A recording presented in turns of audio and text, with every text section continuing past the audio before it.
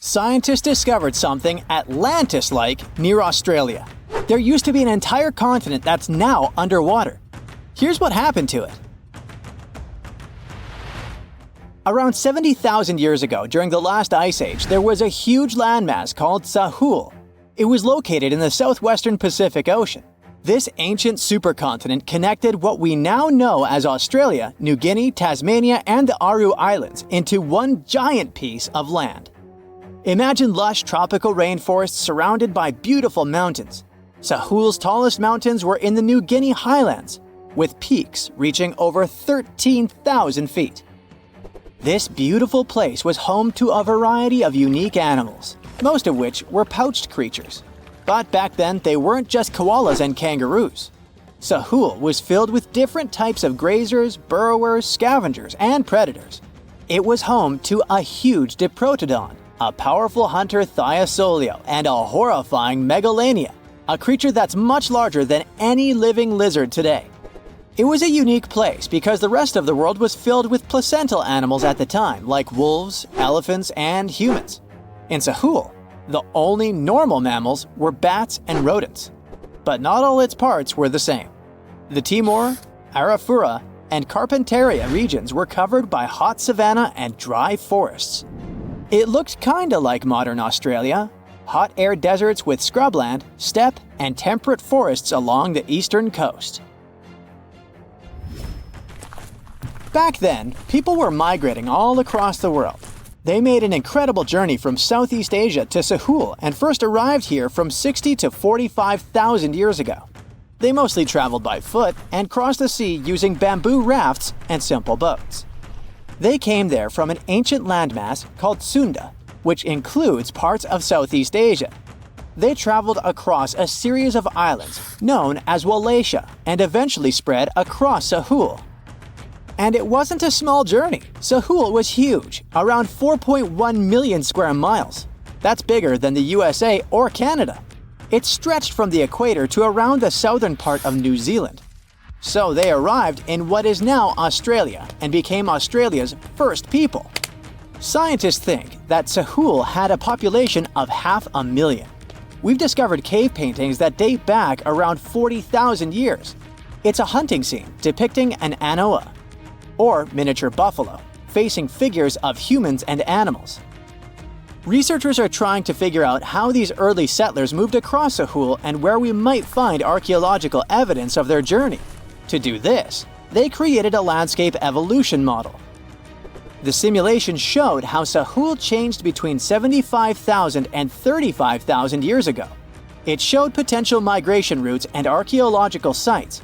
Humans likely traveled along coastlines and rivers.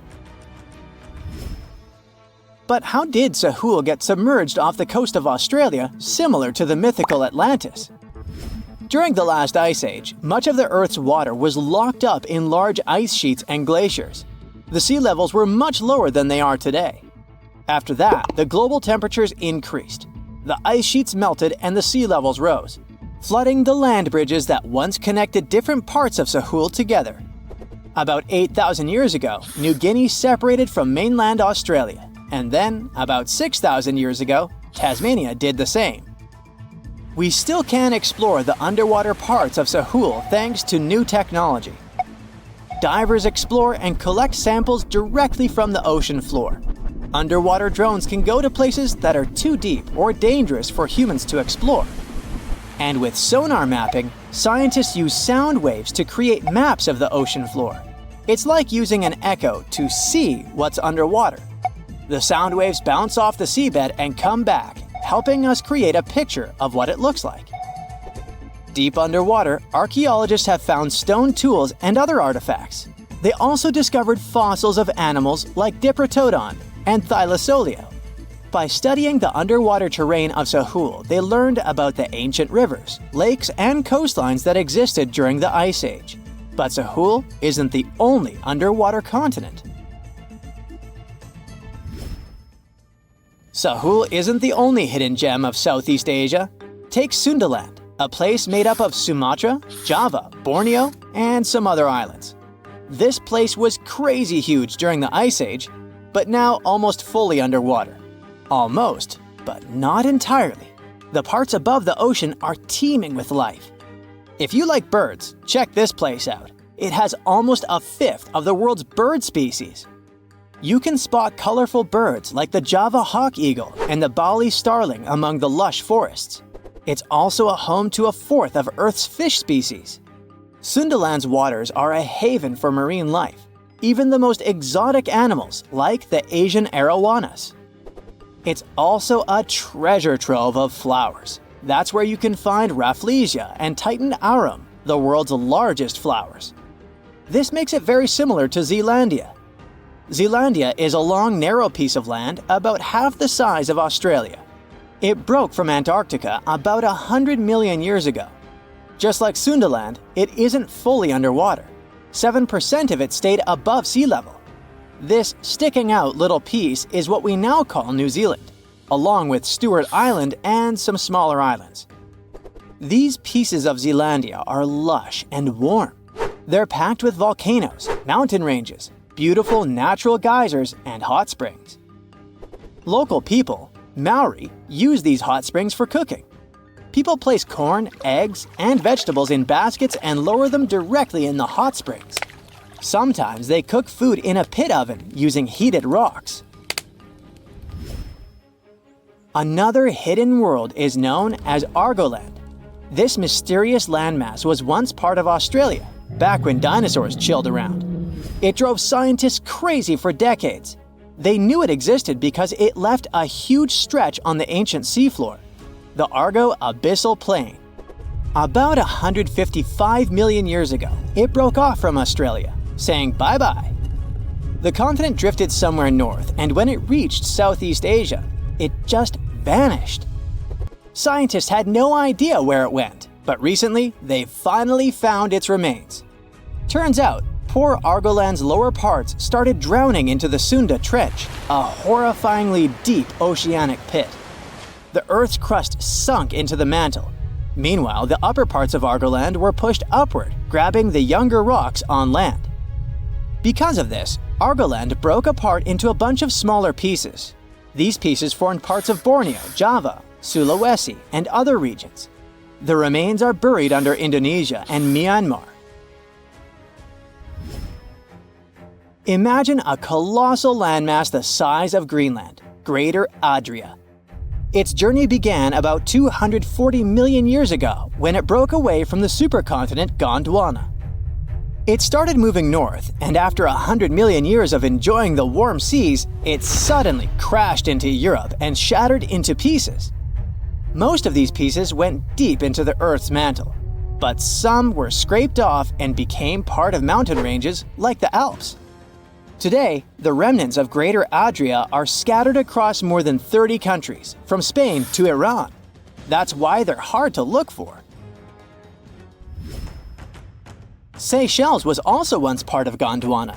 Yep, these idyllic islands are sitting atop of the ancient continent. We know a lot about it because of its fascinating granite outcrops. 100 years ago, Alfred Wegener discovered continental drift, but no one believed him. These granite outcrops helped him prove that he's not crazy and that tectonic plates really are moving. The Seychelles broke off from India and Madagascar and eventually became a sad loner in the Indian Ocean.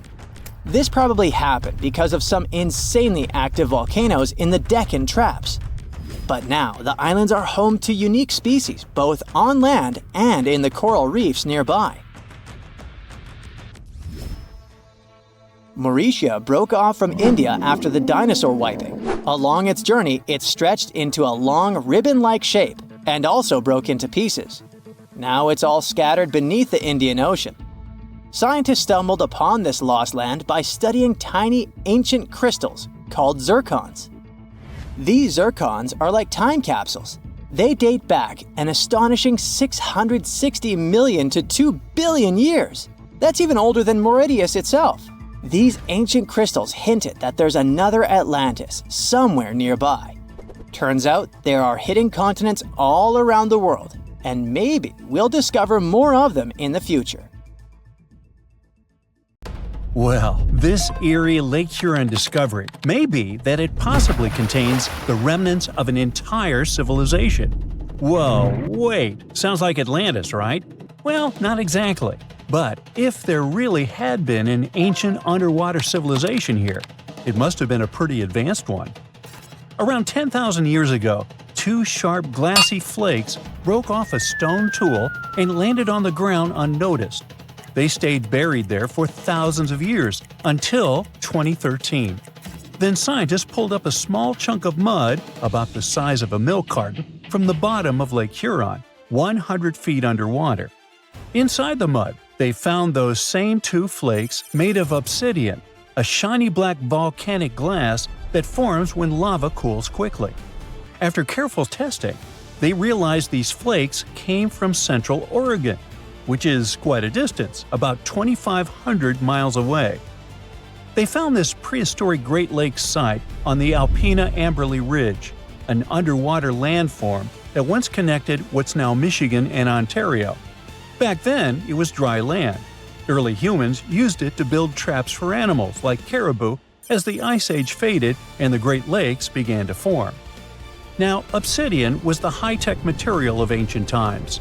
It's super sharp and perfect for making tools. If you study the flakes carefully, it's obvious that humans made them. You can see where they struck them and the feathered edges that come from being carefully chipped. That means people were not only crafting tools here, but they also had access to obsidian that came from incredibly far away. It was likely possible through a huge trade network that spanned across the continent. For over 100 years, people have guessed that ancient societies might have existed beneath the Great Lakes, but no one had proof. That's why work on this submerged archaeological site is so important. A team of researchers has been trying to learn more about the 10,000-year-old ruins and the civilization that left them behind for over a decade now. Lake Huron's icy water acted like a time capsule that helped preserve things for thousands of years.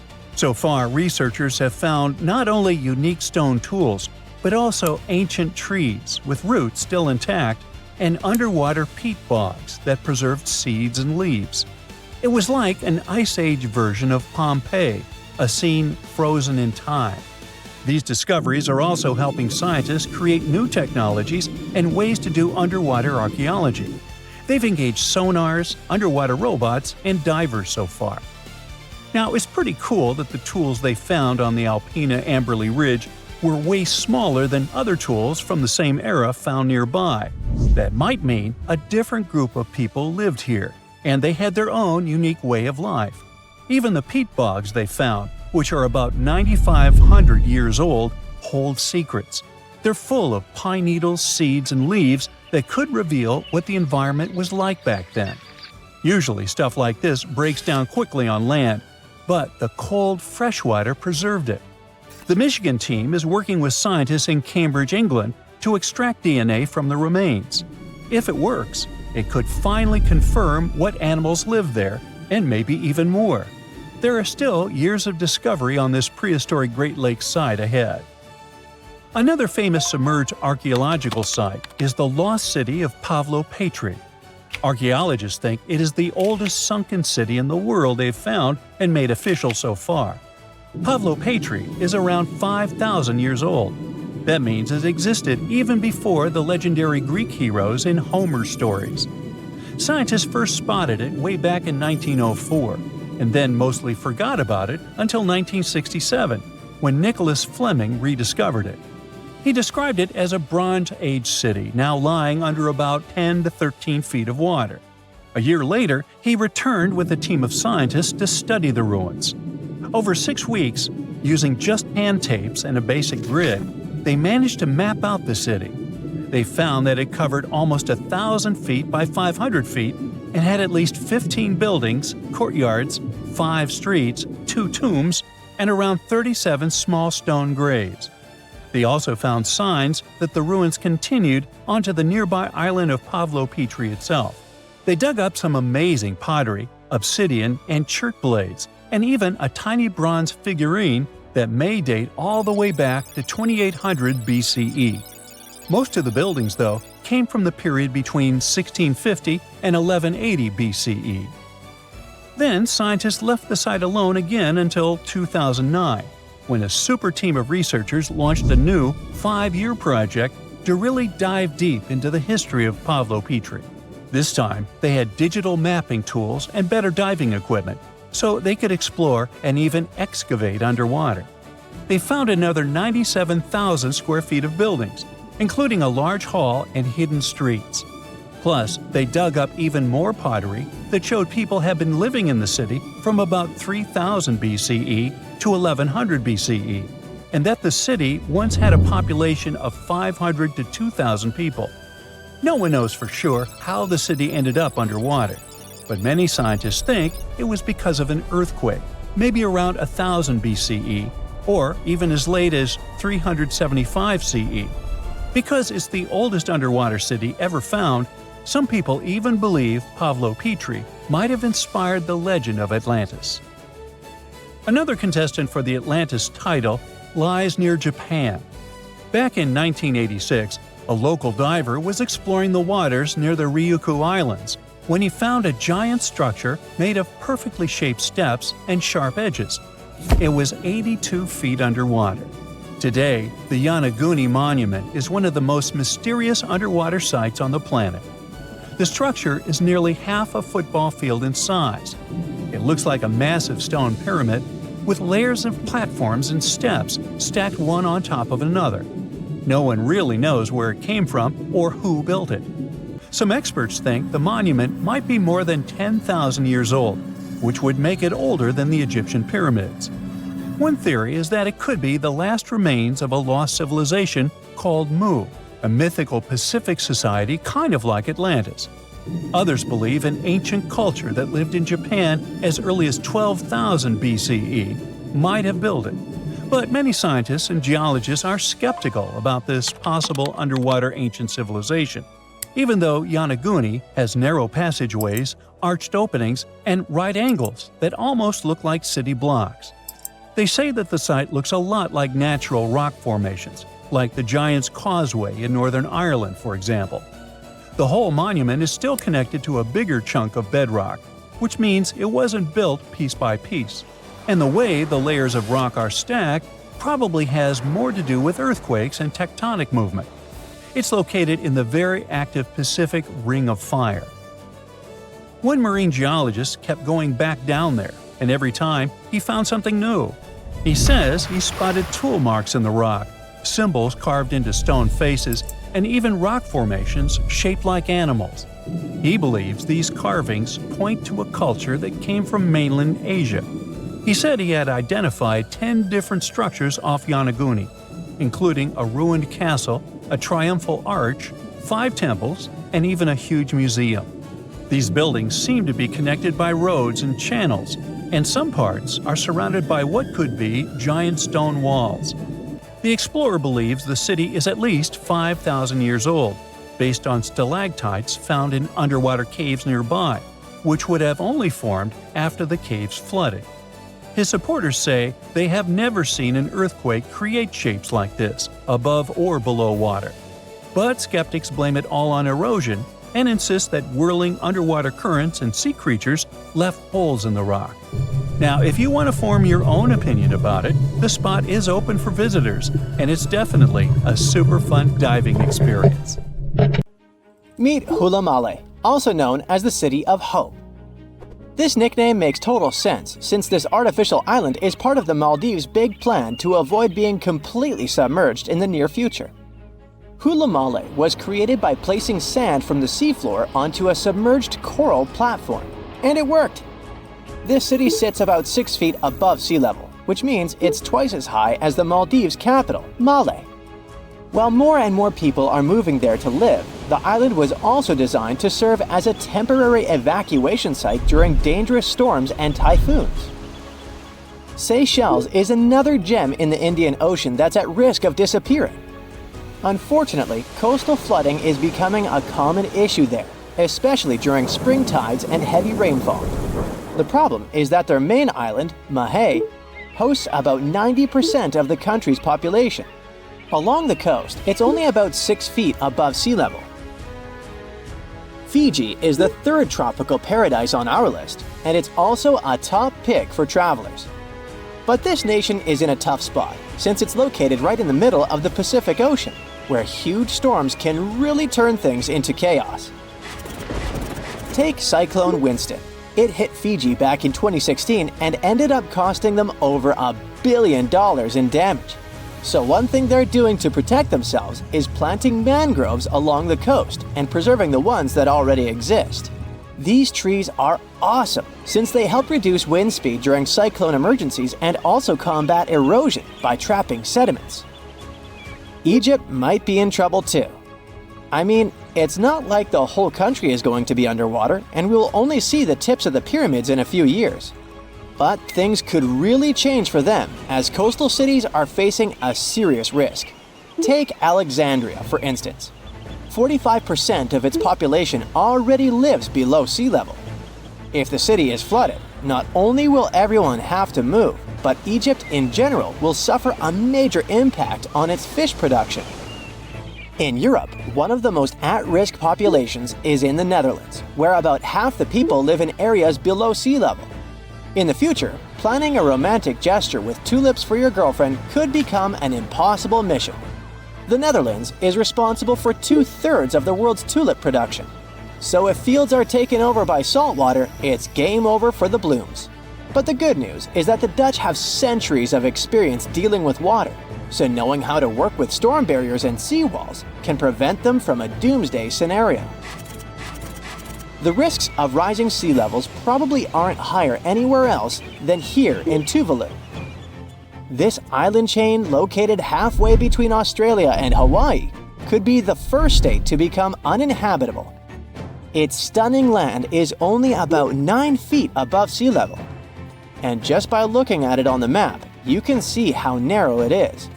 In fact, the narrowest part in Fongafale is only about 65 feet wide. So even before higher tides become a real problem, the country's limited farmland could be flooded with saltwater. The next country on our list is the Philippines. This archipelago in Southeast Asia boasts some of the most stunning scenery, but it faces the risk of flooding for 2 reasons. First, due to rising sea levels, and second, because of crazy, unpredictable weather. Since 1990, events like cyclones, earthquakes, and tsunamis have cost the country over $20 billion. Have you ever heard of Vanuatu? This chain of islands, spread out between Australia and Fiji, could be flooded soon. Vanuatu was one of the first Pacific nations to relocate an entire community to a safer spot. Back in 2005, residents living in risky coastal areas of the northern island of Tegua moved to higher ground. Next up, the Marshall Islands, a country located in the Central Pacific. Studies show that 40% of the buildings in the capital city, Majuro, could end up underwater in the future. But this country isn't throwing in the towel just yet. They've got a game plan. They are fortifying the infrastructures of their low-lying airport, relocating key buildings to higher ground, and putting up seawalls on rural islands. Heading south, we've got Nauru. This is actually one of the smallest countries in the world, covering just 8.1 square miles. Today, it's home to 10,000 people, but it's on the brink of becoming uninhabitable. Water levels are rising about 3 times faster there than the global average. The Buada Lagoon sparks special concern since it's the only surface freshwater resource, and it's located only 16 feet above sea level. Our next stop in the Pacific Ocean is the Republic of Palau. Rising sea levels are no joke for them either, but protecting their crops, especially taro, is a priority at this moment. About halfway between Hawaii and New Zealand lies Samoa, and this country is dealing with a unique situation.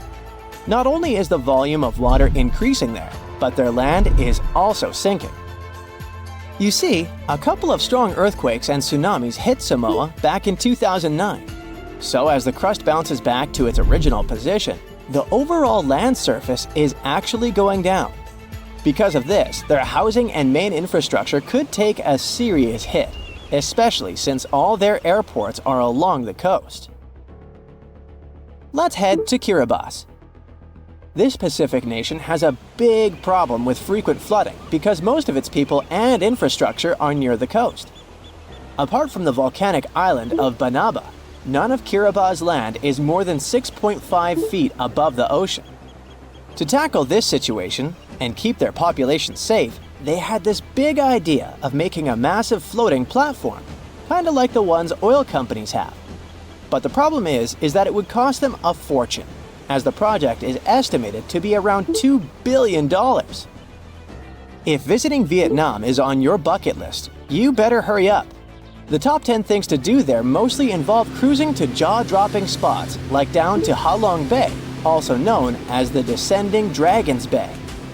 But by 2050, the surrounding land over there might be underwater. Another huge problem Vietnam is facing is that the main rice fields are getting salty. And if you're into Vietnamese food, you know how important rice is for them. Right now, they're especially concerned about the Mekong Delta region being vulnerable. After all, this is a highly fertile area responsible for most of Vietnam's agricultural output, with over 50% of it being, rice. This nation is really putting in the effort to adjust to this new reality. They're flushing the rice fields in the Mekong Delta with fresh water to get rid of the saltiness. Our next stop is in the Caribbean Sea. Grenada is an island country, but you may know it as the Island of Spice, since its tropical climate is just perfect for cultivating things like nutmeg, cinnamon, cloves, and ginger. Unfortunately, Grenada and its incredible fertile soil also face an uncertain future of being submerged. Let's talk about the last country on our list, the Solomon Islands. 5 islands in this archipelago have already vanished beneath the waves, and 6 others are submerged by 20%. They include the Nusa Evili Island, which was once a hotspot to go to for a picnic in the early 2000s. Even though the situation is complicated, it's important to note that more than 300 of the islands there are inhabited. One thing about the Solomon Islands is that it seems like they're always in some kind of recovery mode, since the country often gets hit by tropical cyclones and flash floods. Their population is already working hard to save their homes from the rising seas by building stone walls along the coast, planting mangroves, and constructing houses in higher areas. Check out the cool map of New Orleans, USA. See those bold gray lines around the city? Those are levees keeping the city safe from the red flood coming in from Lake Maurepas, Lake Salvador, and Little Lake. Without those levees, New Orleans would be in big trouble with rising sea levels. Even with the levees, the damage looks pretty bad. The Biloxi and Jean Lafitte Wildlife Preserve look like they're almost underwater on the map. New Orleans is not the only city in the US that's at risk of going underwater. The city of Savannah is located right in the middle of Hurricane Central. But even without Mother Nature's fury, the place is facing some serious sea level rise. The Savannah River to the north and the Ogeechee River to the south might both overflow into the surrounding marshland. And that's not even the worst part. By 2050, there may be massive floods every year that will make history books look boring. Sorry to break it to you, but Miami is on the line too. The Sunshine State is shelling out around $4 billion to stop things from getting worse, especially in Miami Beach, a hotspot for tourists. As of now, over 1,200 houses are at risk of flooding. The Big Apple is also getting hit with more and more crazy floods. In November 2021, they even had their first ever flash flood emergency. But still, the city is not ready for it at all. Even the Statue of Liberty, one of the most famous spots in NYC, got messed up in Hurricane Sandy. Now with sea levels rising, Lady Liberty is in danger once again. Tabasco, Mexico is no stranger to flooding, thanks to its coastal location on the Gulf of Mexico. This low, flat state is covered in wetlands and forests and already deals with seasonal floods. But with sea levels rising, it could eventually be completely taken over by water. This would put at risk some seriously important things, like the Mayan ruins of Malpasito and Comacalco and Tabasco sauce. Sorry, the sauce comes from Louisiana. Jokes aside, it's not just Tabasco. Parts of the Yucatan Peninsula and Baja California are also at risk from rising sea levels. Panama City is also in trouble. Apparently, the super trendy Casco Viejo and the swanky Costa del Este hood might get submerged in 2050, when Pedro Arias de Avila first founded it. Fun fact, it was the first European settlement on the Pacific coast.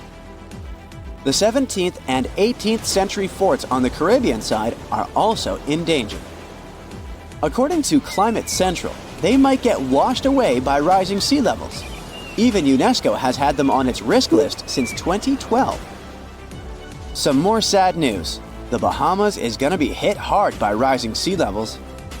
I mean, Hurricane Dorian was already a huge bummer in 2019. And now, they're saying most of Grand Bahama, Nassau, Abaco, and Spanish Wells could go underwater by 2050 due to various reasons. Amsterdam.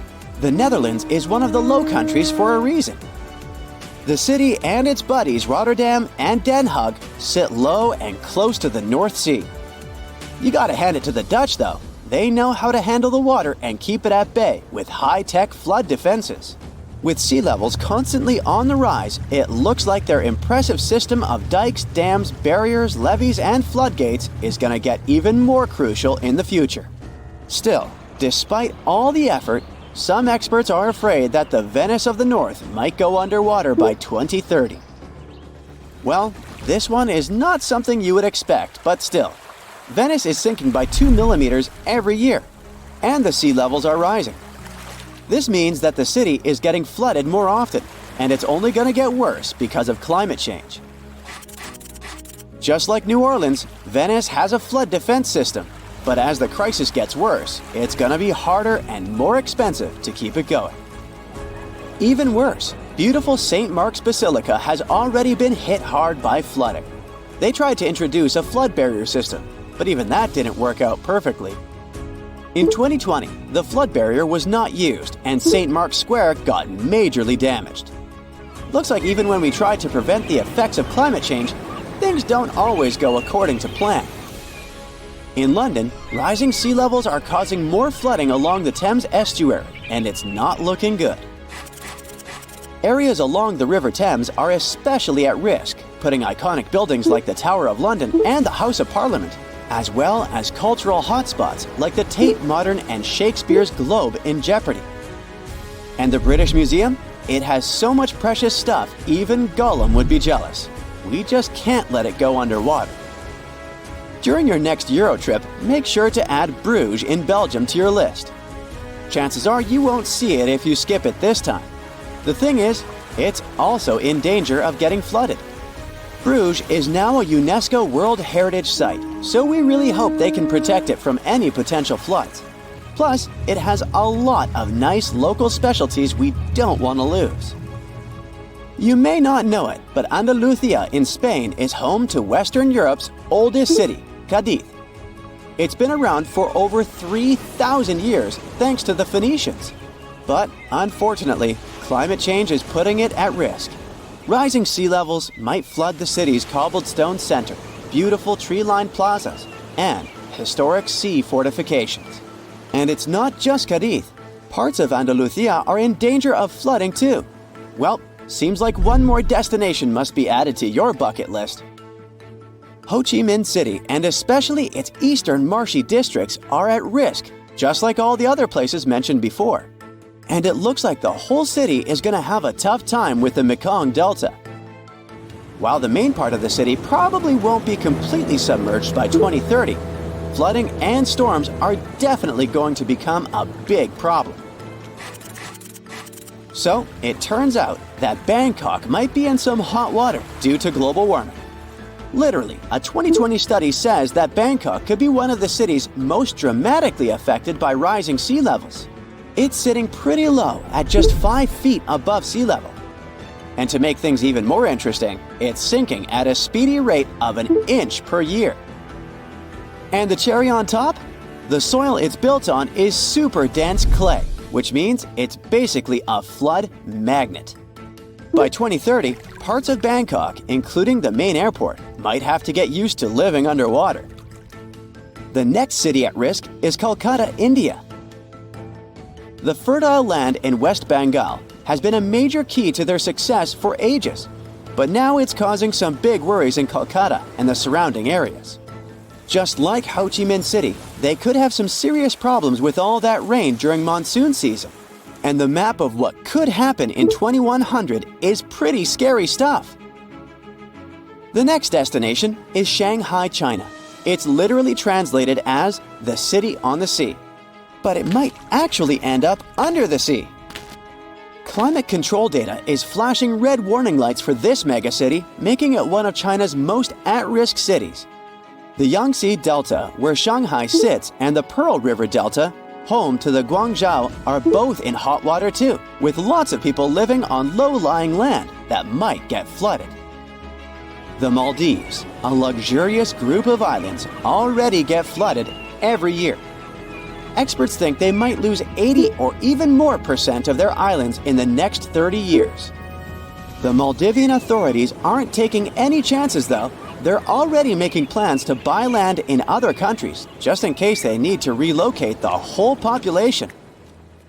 You're walking down the street. You see a strange-looking antique shop called Ageless Trinkets of Mr. Bright. You're curious, so you enter there. You take a look at all the weird stuff. Suddenly, an old folded parchment paper catches your attention. It's a world map, but something's off with it. Instead of showing the countries as you know them, it shows the locations of 4 mythical lost worlds and civilizations. Mr. Bright, the shop owner, comes next to you after realizing your shock. This map won't let you find these places or anything, but I can explain to you the legends behind them if you want, he says. Let me begin with Atlantis. You might know it as Aquaman's underwater kingdom, but Atlantis, the fictional island, was actually first introduced in 2 of Plato's works. According to him, Atlantis was a highly advanced civilization that existed about 9,000 years before his own time, and its story had been passed down by poets, authors, and others. He wrote about Atlantis and its citizens to give a moral lesson and to teach about the dangers of arrogance, as well as the eventual downfall of those who are after too much power.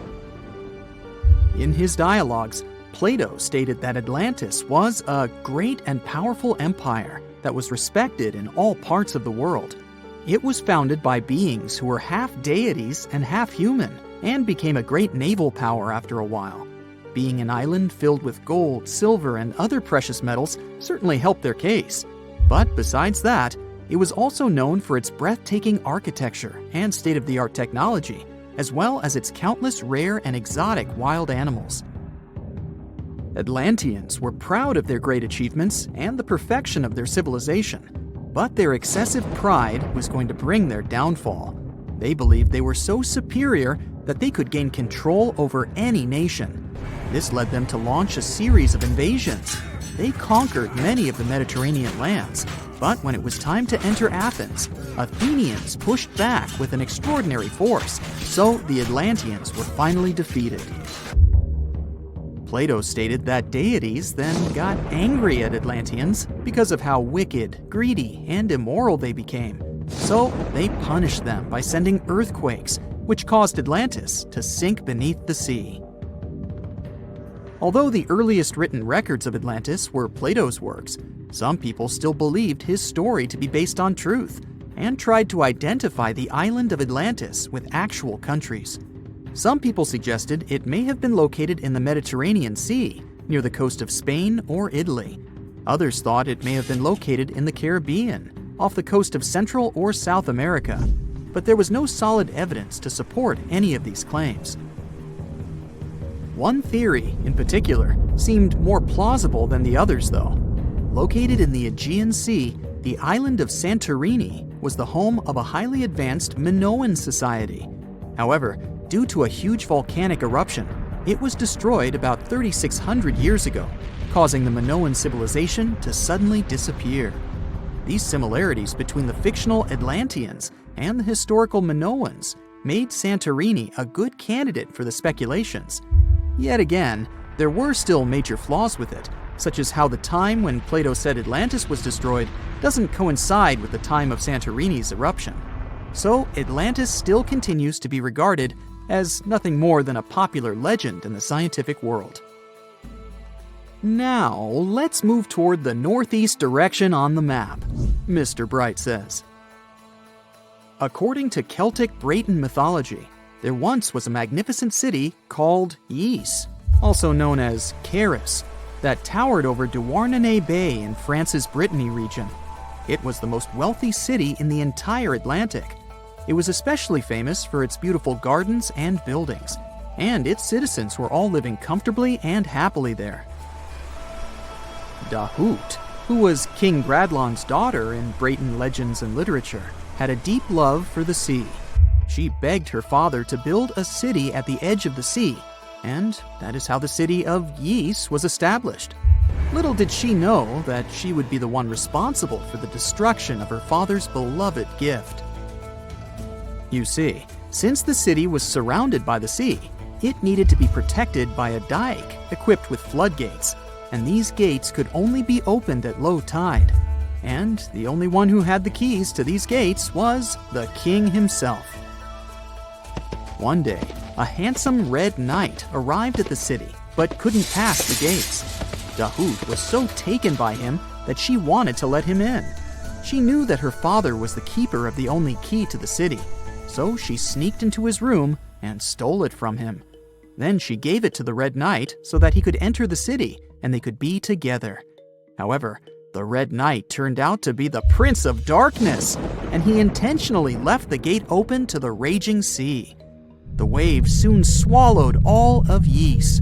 King Gradlon was able to escape on his magical horse, but Dahut couldn't. She turned into an evil mermaid who lured sailors into the sea. Today, if you go to Quimper, a city in Brittany, northwest France, you can find the statue of King Gradlon riding on his horse. Although the city of Ys is a legend, Brittany coast locals believe that on the days when the waters are calm, you can still hear the tolls of the city bells deep under the sea, if you listen carefully. Mr. Bright then points at the Indian Ocean on the map and says, "Now, have you heard about Lemuria?" Back in the mid-1800s, a few scientists suggested that there was once a continent that existed in the Indian Ocean, somewhere close to the south of modern-day Sri Lanka. The first one to popularize this theory was the British lawyer and zoologist Philip Lutley Sclater. In his paper, The Mammals of Madagascar, he stated that he found lemur fossils in India, and not in Africa. However, this discovery was extremely shocking to him because of the fact that lemurs' original homeland, Madagascar, is much closer to Africa. He proposed that this was possible only if some larger continent connected the two once. He stated that this continent must have eventually sunk to the ocean floor. He then named it Lemuria, and hence the theory was born. People who came after Sclater took his theory a step further and thought that Lemuria was also the home of an extinct race of humans called Lemurians, who had 4 arms and enormous bodies, and were also the ancestors of modern-day humans, as well as lemurs. Of course, as new scientific discoveries were made on plate tectonics, evolution, and the study of DNA, the theories regarding the fictional continent called Lemuria were debunked. The last fictional land on the map is Agartha, Mr. Bright says. Taking its roots from Eastern mysticism, one legend says there's a kingdom called Agartha that is located deep beneath the surface of the earth. It's where all 4 corners of the world are connected by paths and tunnels. It is said that there's a secret entrance into Agartha hidden in the Gobi Desert, and it's built by Agarthans themselves using advanced technology that can't be detected by us, the surface folks. According to some beliefs, Agartha exists to counterbalance the energies of those who live above the surface. While we live in a state of rush and heightened emotions, this world beneath us is the total opposite. Some even say that those who escaped Atlantis fled here to continue their lives inside the Earth's core. And yet, others think it's actually a land that's crawling with all kinds of monsters. But there's no need to be scared, since modern science proved Earth's core is not actually hollow and is a solid hot iron ball. So you can cancel your journey plans to the center of the Earth if you've made any. Thanks, Mr. Bright. Aridu, a megacity older than the first known civilization and older than the pyramids of Giza, was buried in the sands of the Mesopotamian desert for over 2,000 years. Now, scientists have made a discovery that changes what we know about the ancient city. They found over 4,000 canals around Aridu that brought water to more than 700 farms where people worked between the 6th and the early 1st millennium BCE. Now, Aridu was founded around 5400 BCE and was the city of the first kings and history's first city according to the Sumerian king list, an ancient text on a clay tablet. Ancient Sumerians believed that deities created this city when they decided to settle on Earth. Aridu plays such a big role in Sumerian myths and legends that, at some point, people used to think it was just a mythical location. The most famous Aridu myth says that the skies got angry because humans were too noisy, so they decided to send a great flood to wipe them out. A new study showed that the Euphrates River served as the source of water for the entire city. The researchers mapped what remains of the ancient landscape and found a well-developed network of artificial irrigation canals. They discovered 200 large main canals pulling water from the Euphrates, and those canals fed another 4,000 smaller canals. The team used everything from satellite images and drone footage to soil analysis, old records, and remote sizing tech to map out the area. The 700 farms that used the water from the system were different in size, from about 5,000 square feet to over 200,000 square feet. The main canals were a little over a half-mile long, and some stretched more than 5 miles.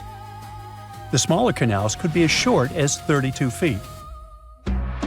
Rivers in Mesopotamia were the main water sources for farming, so ancient farmers had to learn how to guide water from the river to their fields.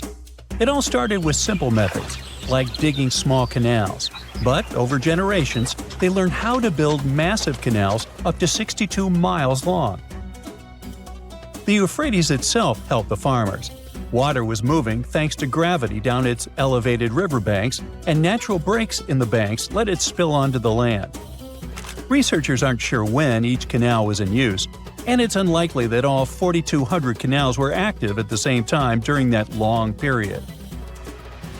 Now, Aridu used to be an important religious and trade center because of its strategic location on the Persian Gulf. Its economy mostly had to do with fishing, thanks to the Euphrates River. Researchers found fishing nets and weights and whole bales of dried fish at the site. And there were even models of reed boats, the earliest physical evidence we have for constructed boats anywhere.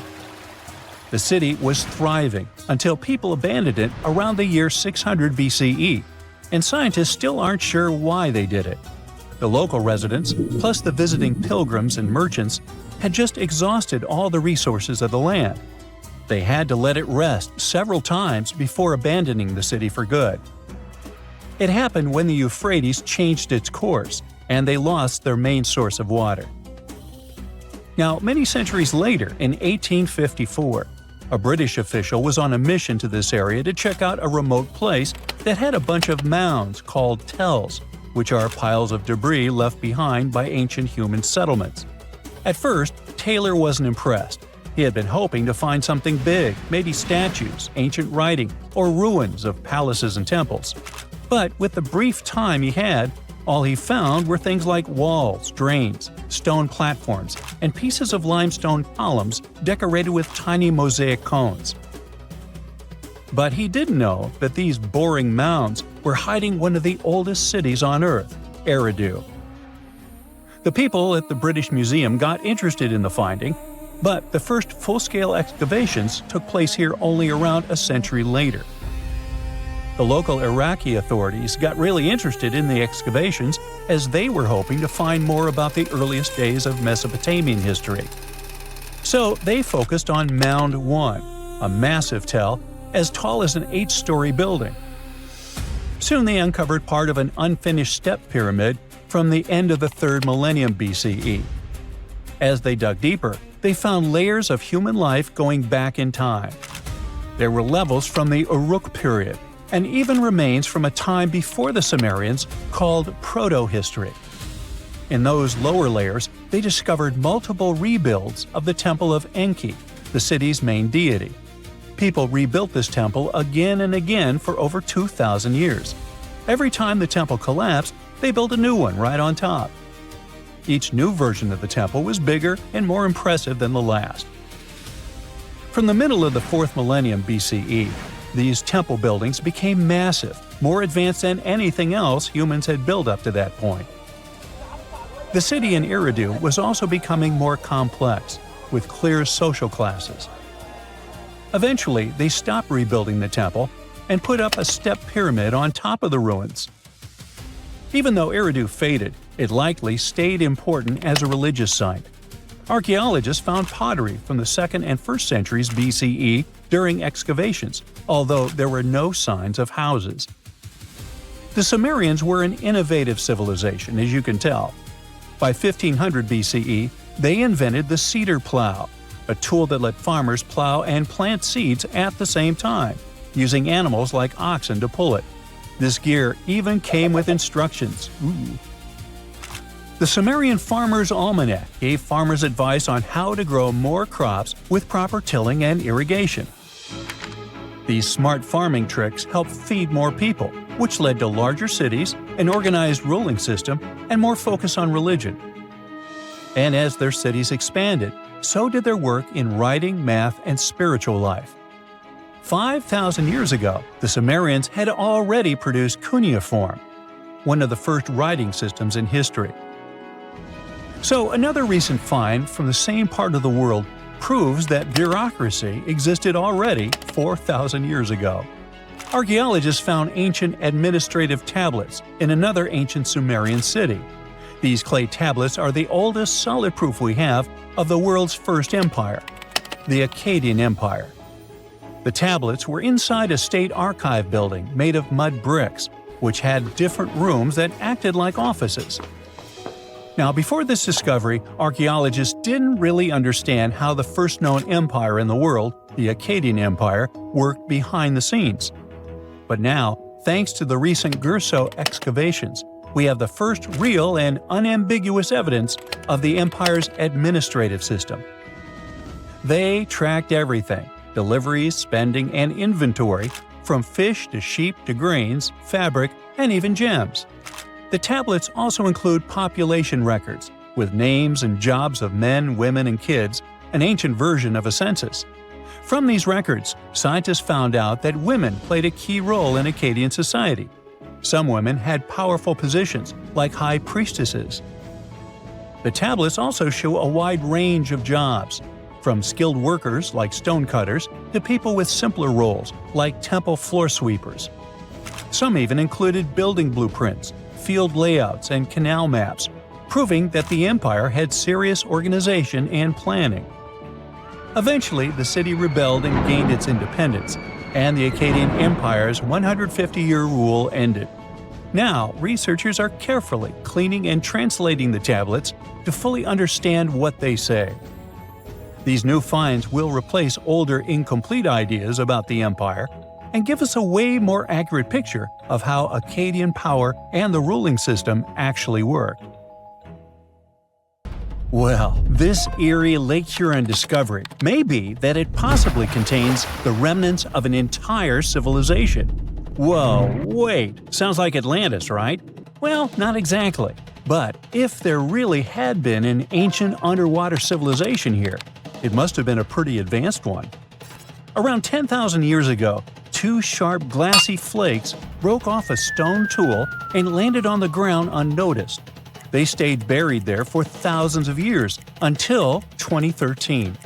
Then scientists pulled up a small chunk of mud, about the size of a milk carton, from the bottom of Lake Huron, 100 feet underwater. Inside the mud, they found those same two flakes made of obsidian, a shiny black volcanic glass that forms when lava cools quickly. After careful testing, they realized these flakes came from Central Oregon, which is quite a distance, about 2,500 miles away. They found this prehistoric Great Lakes site on the Alpena Amberley Ridge, an underwater landform that once connected what's now Michigan and Ontario. Back then, it was dry land. Early humans used it to build traps for animals like caribou as the Ice Age faded and the Great Lakes began to form. Now, obsidian was the high-tech material of ancient times. It's super sharp and perfect for making tools. If you study the flakes carefully, it's obvious that humans made them. You can see where they struck them and the feathered edges that come from being carefully chipped. That means people were not only crafting tools here, but they also had access to obsidian that came from incredibly far away. It was likely possible through a huge trade network that spanned across the continent. For over 100 years, people have guessed that ancient societies might have existed beneath the Great Lakes, but no one had proof. That's why work on this submerged archaeological site is so important.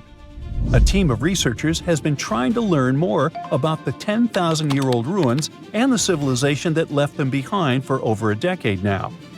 Lake Huron's icy water acted like a time capsule that helped preserve things for thousands of years. So far, researchers have found not only unique stone tools, but also ancient trees with roots still intact and underwater peat bogs that preserved seeds and leaves. It was like an Ice Age version of Pompeii, a scene frozen in time. These discoveries are also helping scientists create new technologies and ways to do underwater archaeology. They've engaged sonars, underwater robots, and divers so far. Now, it's pretty cool that the tools they found on the Alpena Amberley Ridge were way smaller than other tools from the same era found nearby. That might mean a different group of people lived here, and they had their own unique way of life.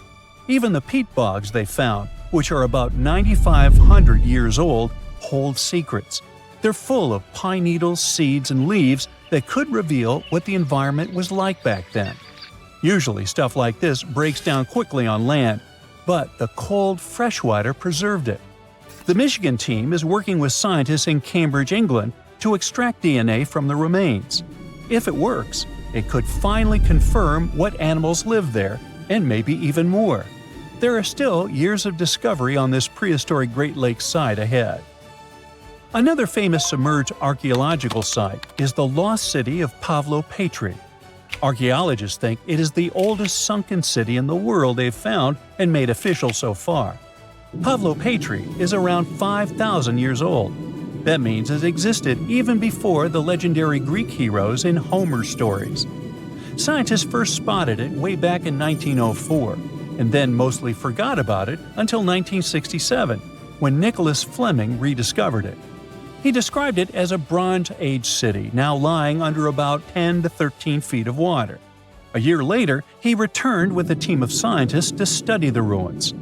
Over 6 weeks, using just hand tapes and a basic grid, they managed to map out the city. They found that it covered almost 1,000 feet by 500 feet and had at least 15 buildings, courtyards, 5 streets, 2 tombs, and around 37 small stone graves. They also found signs that the ruins continued onto the nearby island of Pavlo-Petri itself. They dug up some amazing pottery, obsidian, and chert blades, and even a tiny bronze figurine that may date all the way back to 2800 BCE. Most of the buildings, though, came from the period between 1650 and 1180 BCE. Then scientists left the site alone again until 2009, when a super team of researchers launched a new 5-year project to really dive deep into the history of Pavlo-Petri. This time, they had digital mapping tools and better diving equipment, so they could explore and even excavate underwater. They found another 97,000 square feet of buildings, including a large hall and hidden streets. Plus, they dug up even more pottery that showed people had been living in the city from about 3000 BCE to 1100 BCE, and that the city once had a population of 500 to 2,000 people. No one knows for sure how the city ended up underwater, but many scientists think it was because of an earthquake, maybe around 1000 BCE, or even as late as 375 CE. Because it's the oldest underwater city ever found, some people even believe Pavlo Petri might have inspired the legend of Atlantis. Another contestant for the Atlantis title lies near Japan. Back in 1986, a local diver was exploring the waters near the Ryukyu Islands when he found a giant structure made of perfectly shaped steps and sharp edges. It was 82 feet underwater. Today, the Yanaguni Monument is one of the most mysterious underwater sites on the planet. The structure is nearly half a football field in size. It looks like a massive stone pyramid with layers of platforms and steps stacked one on top of another. No one really knows where it came from or who built it. Some experts think the monument might be more than 10,000 years old, which would make it older than the Egyptian pyramids. One theory is that it could be the last remains of a lost civilization called Mu, a mythical Pacific society kind of like Atlantis. Others believe an ancient culture that lived in Japan as early as 12,000 BCE might have built it. But many scientists and geologists are skeptical about this possible underwater ancient civilization, even though Yanaguni has narrow passageways, arched openings, and right angles that almost look like city blocks. They say that the site looks a lot like natural rock formations, like the Giant's Causeway in Northern Ireland, for example. The whole monument is still connected to a bigger chunk of bedrock, which means it wasn't built piece by piece. And the way the layers of rock are stacked probably has more to do with earthquakes and tectonic movement. It's located in the very active Pacific Ring of Fire. One marine geologist kept going back down there, and every time he found something new. He says he spotted tool marks in the rock, symbols carved into stone faces, and even rock formations shaped like animals.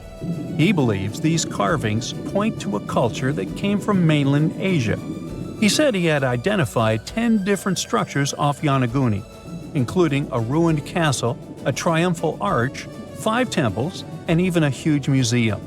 These buildings seem to be connected by roads and channels, and some parts are surrounded by what could be giant stone walls. The explorer believes the city is at least 5,000 years old, based on stalactites found in underwater caves nearby, which would have only formed after the caves flooded. His supporters say they have never seen an earthquake create shapes like this, above or below water. But skeptics blame it all on erosion and insist that whirling underwater currents and sea creatures left holes in the rock. Now, if you want to form your own opinion about it, the spot is open for visitors, and it's definitely a super fun diving experience. About 14,000 years ago, some super skilled builders from another planet landed on Earth. Their mission was to help build a massive stone complex with perfectly interlocking blocks.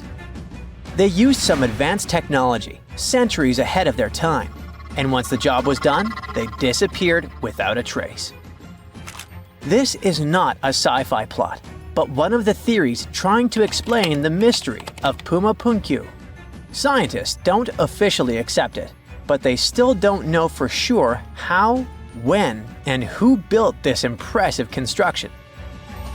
Puma Punku is part of the ancient city of Tiwanaku, near Lake Titicaca in Bolivia. Tiwanaku is an important place in Inca traditions. They believed it to be the place where the world was created. Historians believe Puma Punku was built around 536 AD. The first Europeans discovered it in the middle of the 16th century. At the heart of Puma Punku, there is a huge, terraced platform filled with massive stone blocks, some as big as a school bus. The largest one weighs a jaw-dropping 131 tons. That's heavier than 20 elephants. Even the smaller rocks are as big as a couch. Archaeologists believe there were at least 5 big gateways. as well as several smaller ones that may have been part of a grand monument. The site is built using two types of stone, red sandstone and andesite, which is one of the hardest rocks on Earth. The 8-shaped blocks of the construction fit together like puzzle pieces. They all look the same, as if they were mass-produced in a factory. But that should have been impossible for an ancient civilization.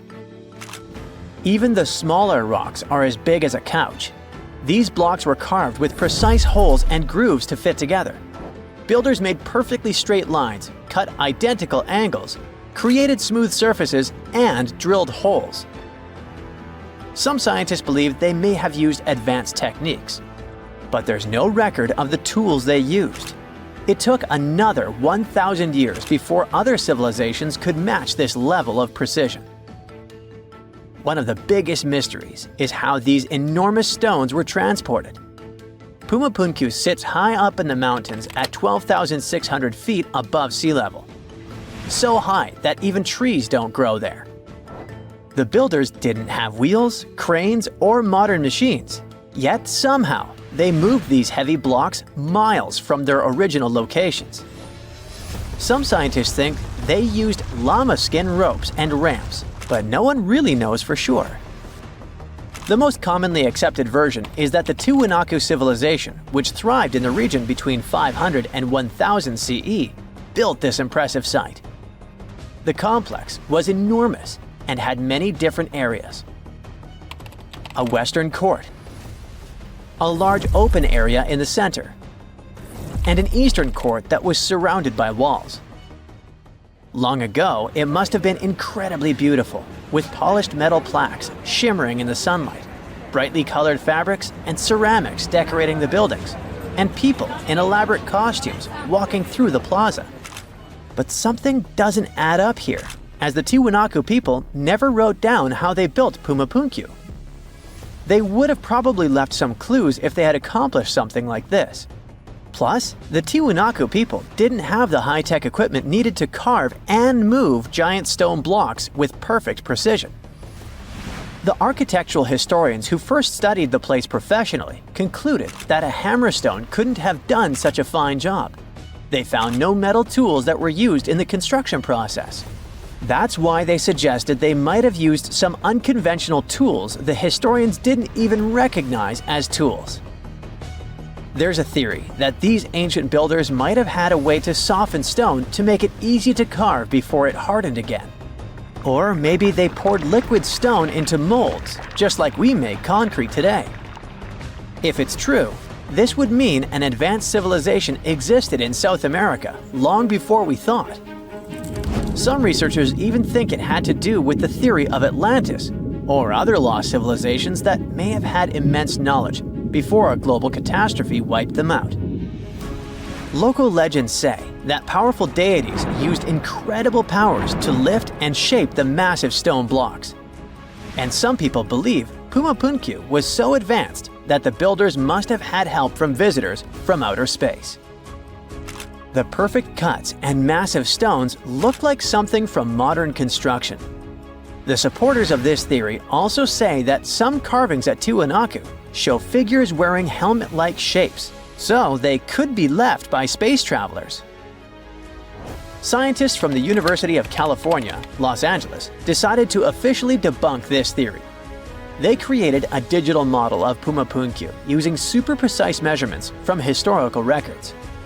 Then, they used a 3D printer to make a miniature version of the site at 4% of its original size. Once the pieces were printed, the team sorted them by size, shape, and design, like a giant puzzle. They noticed that some blocks had special grooves for holding metal clamps, and others had ornamental carvings.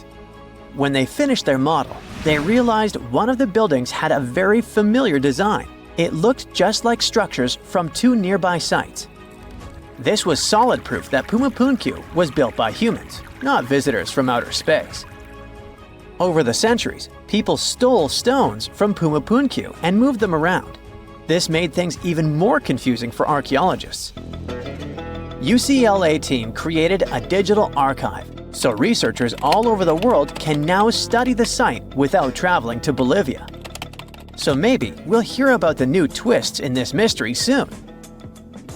Another construction from the past that still impresses us with extreme precision is the Serapeum of Saqqara, a burial place built around 3,000 to 3,500 years ago. A French scientist accidentally discovered it in 1850. Inside the Serapeum, he found a long underground hallway. On both sides of the hallway, there were giant stone rooms, and inside those rooms, there were huge granite sarcophagi. These sarcophagi were not built for people, but for the sacred Apis bulls. These bulls were treated like royalty, as the people believed they were chosen by deities. The Egyptians believed these bulls were the incarnations of the deity Ptah and had magical powers to protect their kingdom. Some of the stone boxes inside the Serapeum weighed around 70 tons. They were made with perfectly straight angles and smooth surfaces.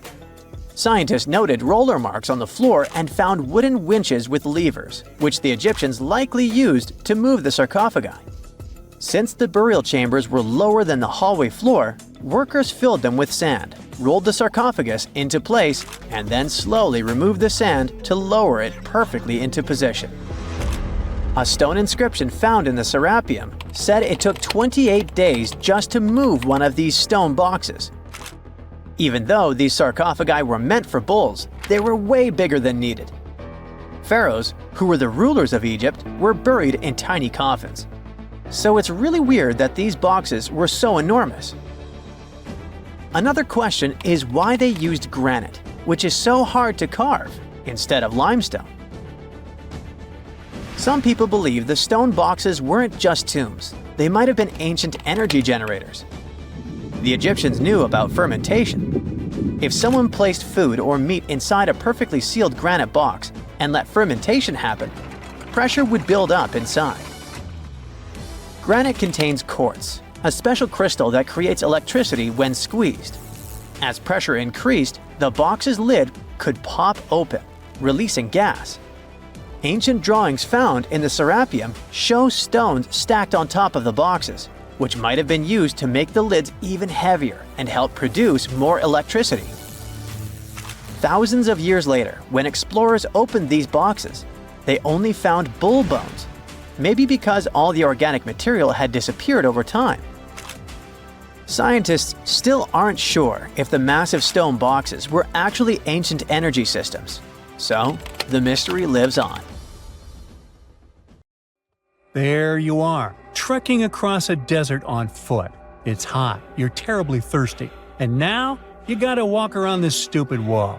Wait, a wall in the middle of a sandy, lifeless nowhere? Exactly, a wall in the northern Saudi desert. Archaeologists have just made a super exciting discovery, and what they found was not just a single wall. No, it was a whole ancient walled city that might date back to 2400 BCE. They think this place was home to around 500 people and could have been used for 1,000 years. This discovery is groundbreaking. It means that the area could have been way more advanced than anyone expected. This city was well organized, with different zones for living, towers and strong walls for protection, and different sections for all kinds of daily life. This ancient city, now called Al-Natab, was basically an oasis town. And it's great since it can give us a peek into what life might have been like in this desert thousands of years ago. Apparently, they had clearly separated areas, like residential sections, a cemetery, farmland, and even a town center. This oasis city, found in the Khaybar area, is the first big organized settlement from the 2nd or 3rd millennium BCE that researchers have uncovered in northwestern Arabia. The first survey showed that this town, which covered about 6 acres, had several districts, including the residential area, the cemetery, and the legal one, with courts. The houses were set up in neat rows, all connected by small roads. Those streets kept the residential area separate from the rest of the town. Back then, most people in this region were nomadic herders, always moving around.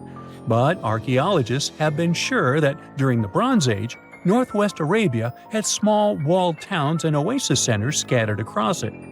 These connected oasis towns were unique, offering secure places for people to live, store goods, and trade.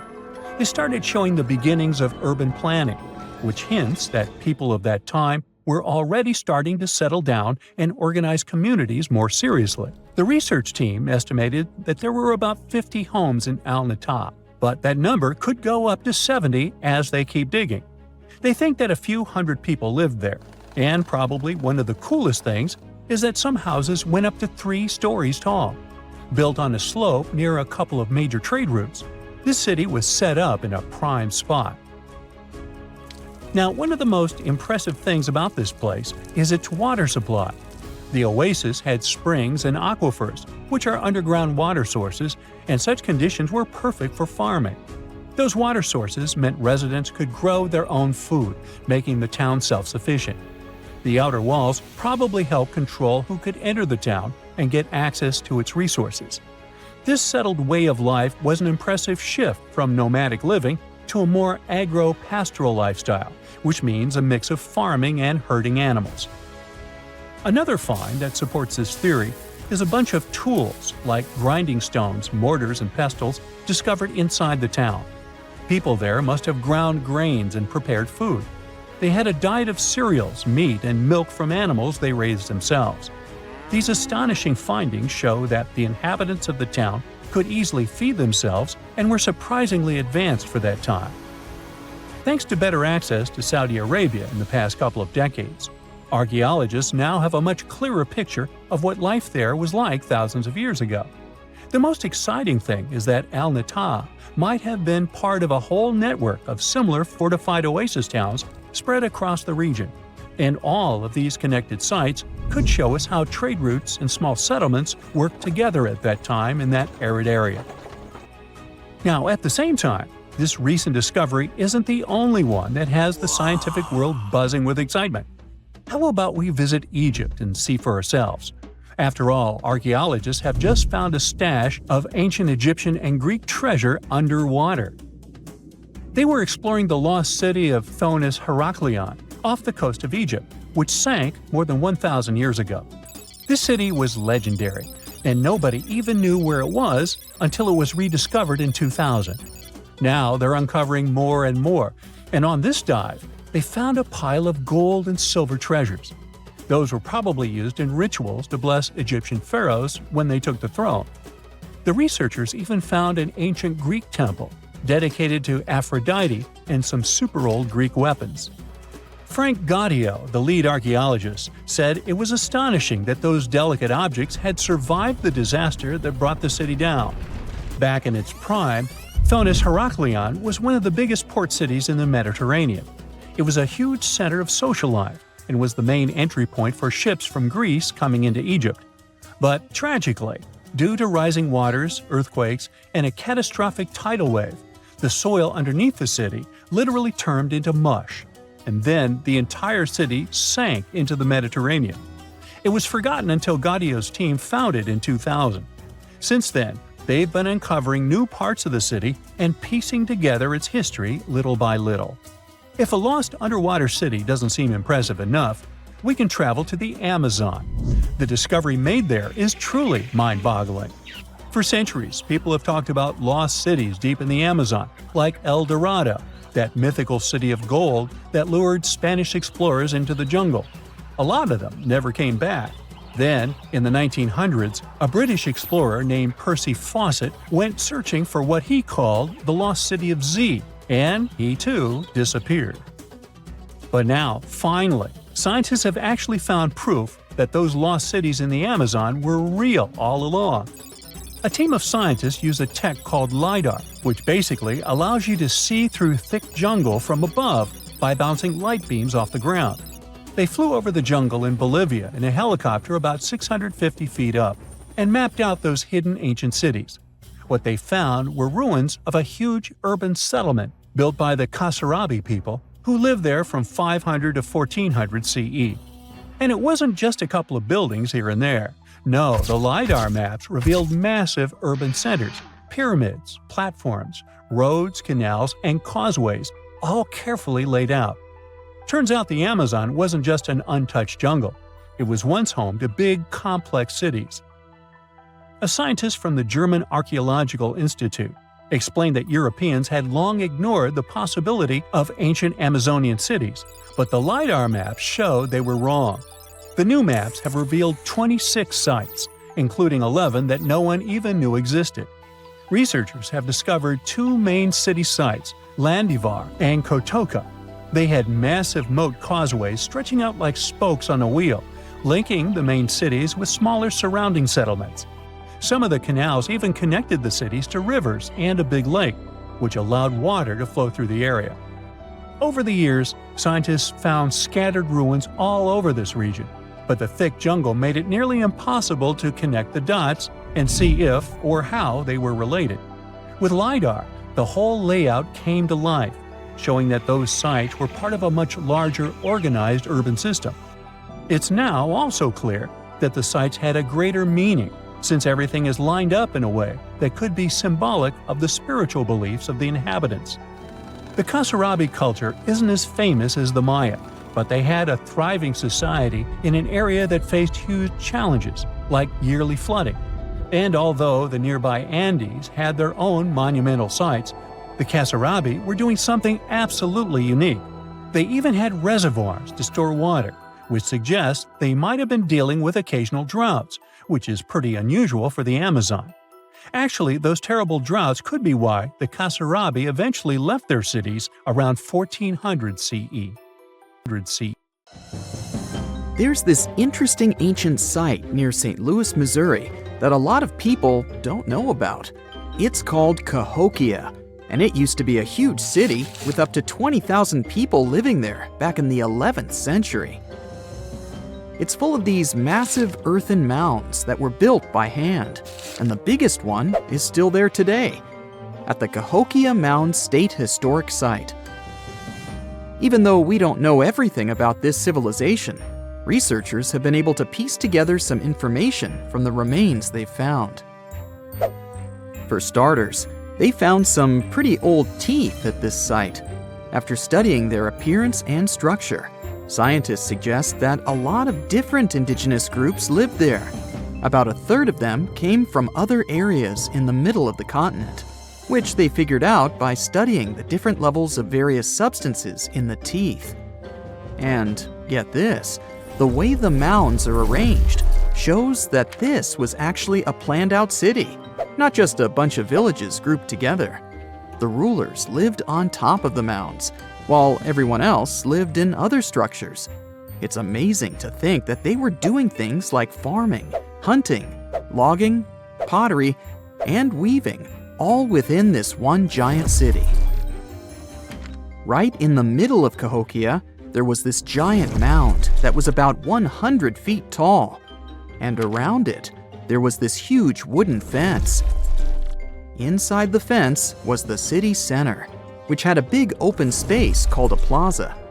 Archaeologists think that the plaza was designed to represent the 4 cardinal directions of the world. It was like the people who built it wanted to create a place that was in harmony with the universe. The center of the city was where they held ceremonies and events, and it was such a big deal that people from outside Cahokia would come to be a part of them too. What became of this city? Hard to tell. Some people think that the reason it fell apart is that they cut down too many trees and the land got all messed up. Other scientists believe that's not true because the soil was still in pretty good shape after the city was gone. The Europeans were not even around at that time, so they couldn't have influenced the downfall of Cahokia either. There's also one theory that suggests there were fights with other communities that caused the city to collapse. These days, there are over 65 preserved mounds, and you can even climb the steps of the tallest one. The best part is that local authorities are thinking of making it a national park, so you should totally plan to visit before it gets too crowded. Mohenjo Daro is another lost ancient city that's still surrounded by mystery. Located in modern-day Pakistan, it was a city that flourished during the Bronze Age, and it was extremely advanced for its time. It had things like water systems and fancy architecture that other cities didn't have back then. Despite these features, it's not as well known as other ancient cities like those in Egypt or Mesopotamia. What's even weirder is that at some point, the city was abandoned, and no one knows why. Archaeologists found the city in 1911, but it took a while for them to realize how important it was. Eventually, they uncovered a lot of really interesting things about the city, like its advanced sanitation system. Excavations uncovered over 700 wells, as well as private baths and a large communal bath. Remarkably, even private homes had toilets, and waste was efficiently disposed of through a citywide sewage system. They also had a lot of trade connections and made some really beautiful objects, like pottery, jewelry, and figurines that were sold all over the region. Despite its amazing culture and knowledge, scientists have yet to figure out why the city was abandoned. Some people think changes in the nearby river might have had something to do with it. The writings that the people of Mohenjo Daro left behind are still a complex code, even for the most skilled specialists, making it even harder to piece together their history. Have you heard of the lost city of Kolmanskop? It used to be a small settlement in the Namib Desert. Legend has it that it got its name from a man named Coleman who got stuck in the local dunes and was never seen again. But that's not the interesting part. In 1908, a railway worker found a shiny stone and showed it to the chief railway foreman, who turned out to be a hobby mineralogist. They discovered it was a diamond, and soon, Kolmanskop became the richest town in Africa and one of the richest places in the world. It had luxurious stone houses, a school, a hospital, and even an ice factory to produce ice for fridges. The hospital had the first X-ray machine in southern Africa, which was supposedly used to check if workers were illegally swallowing diamonds. Its popularity began to decline in the late 1920s when another diamond-rich location was discovered nearby. Most of the inhabitants soon began to flee the city in search of a better life, leaving the buildings abandoned. In 1938, all machinery was taken south and the town was left to the desert. The last inhabitant left Kolmanskop between 1956 and 1960. The hot climate and low humidity have preserved the structures over time, and tourists can now visit this desert ghost town. You've surely heard about this next ancient city, Machu Picchu. It's this incredible ancient location in Peru. It stretches across a huge piece of land in the Andes Mountains and sits high above sea level. It's even considered one of the wonders of the modern world. But here's the thing. Scientists aren't exactly sure what it was used for. It could have supported up to 750 people, but there aren't a lot of human clues left behind. Some people think it was more of a spiritual or ceremonial place, while others believe it may have been like a fancy spa retreat for the nobles. The extensive terraces might mean it was used for crop testing or as a trading hub. And there's even a theory that it was used as a prison because they found a cell-like area too. It's amazing that even today, archaeologists and historians are still puzzled about how it was built. Did you know that they probably didn't even use wheels for transportation? And those massive granite rocks were somehow pushed up the steep Andean mountains, even though most of them weighed a lot. Some historians think that hundreds of people worked together to push each rock up the peak. The huge stones at Machu Picchu are also so close together that you can't see any cracks between them. It's pretty cool because it also makes the area safe during earthquakes, which is important since Peru is a shaky country. But how did the stones stay put during all those quakes? They actually move a little bit, but then they go back to their original spot, almost like they're dancing. Some people think wet wooden wedges were used to keep them in place, but that doesn't really add up, considering how big the structures are. Locals back then also seem to have built Machu Picchu without using any pack animals or iron tools. they had to sculpt and put everything together using mostly their hands. Plus, the citadel is built on a fault, so they had to move a bunch of stone and earth to make it flat. Scientists also think that the real construction is actually underground because of the deep foundations and drainage system. In fact, there's a hidden water system that was just recently discovered using 3D scanning. They didn't even use mortar to put the granite blocks together. They were so precise that you can't even fit a sheet of paper between them. One theory suggests that people that lived there used stone tools made of a harder material than the stone they were cutting.